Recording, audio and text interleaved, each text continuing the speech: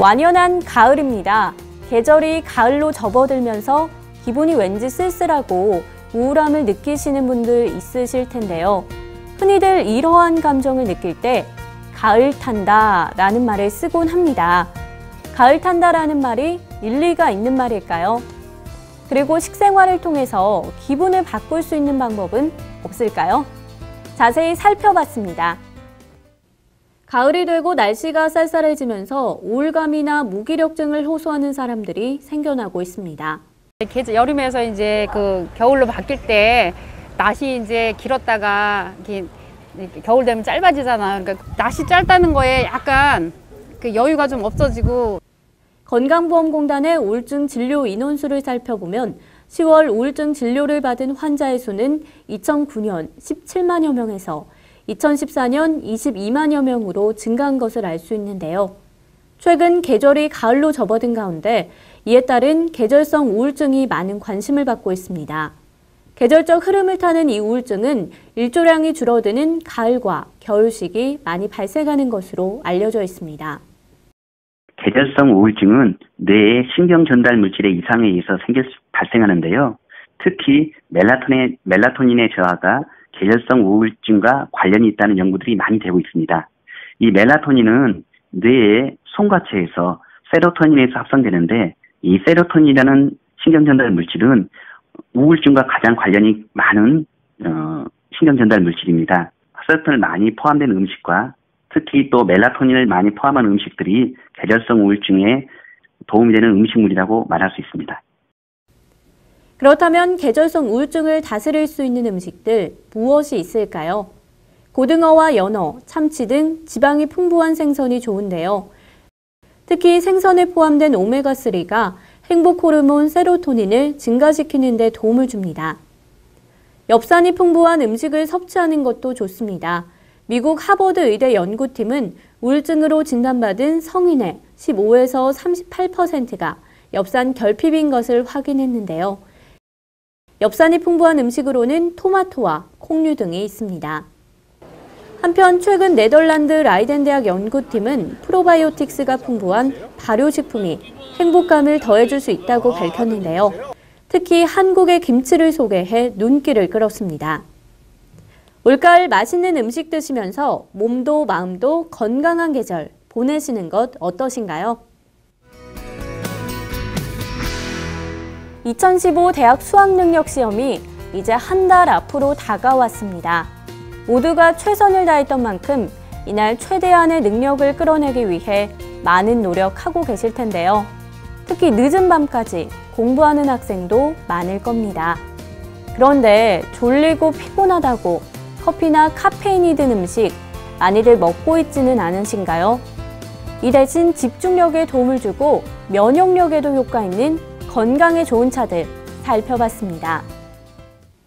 다가오는 11월 12일은 대학 수학능력시험이 치러지는 날, 수험생들의 결전의 날이 한 달 앞으로 다가왔는데요.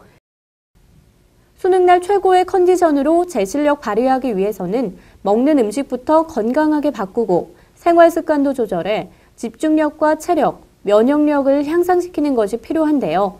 그런데 늦은 밤까지 공부하면서 졸음을 쫓기 위해 커피와 카페인이 든 음료 마시는 학생들 많습니다.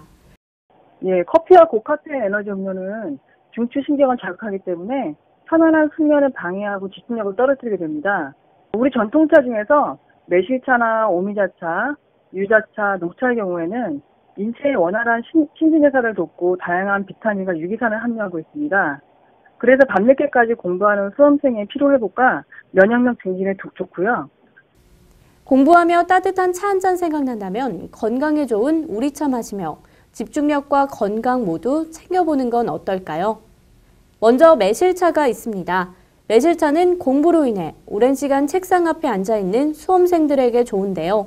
매실의 유기산이 위장작용과 신진대사를 활발히 하며 피로회복에 도움을 줍니다. 요즘처럼 쌀쌀해지는 날씨에 유자차도 좋습니다. 수능 공부로 인해 면역력이 약해져 있는 학생들, 감기와 같은 질병에 노출되기 쉬운데요. 유자에는 비타민C가 풍부하기 때문에 면역력 강화에 도움을 줄 뿐 아니라 피로회복에도 안성맞춤입니다. 마지막으로 오미자차는 어떨까요? 5가지의 맛을 담고 있는 오미자에는 비타민 A와 C가 풍부한데요. 면역력을 높이는 데 도움을 줘서 감기와 같은 질병 예방에 좋고 특히 입시를 앞둔 수험생에게는 집중력을 증가시켜줘 졸음이 올 때 마셔주면 좋다고 합니다. 다양한 맛과 영양 가득한 차 즐기면서 마지막까지 힘내시기 바랍니다. 식생활 관련 소식입니다. 농림축산식품부 식생활소비정책관은 10월부터 농촌고령자를 대상으로 식생활 건강개선 시범사업을 진행합니다. 이번 사업은 양평군 12개 마을을 대상으로 3개월간 진행될 예정이며 식생활 교육, 운동 및 교육 프로그램, 농식품의 제공 등이 함께 진행될 예정입니다. 식생활 교육 전문 도서관은 10월 5일부터 16일까지 쿡방과 식생활 교육을 주제로 이벤트를 진행합니다.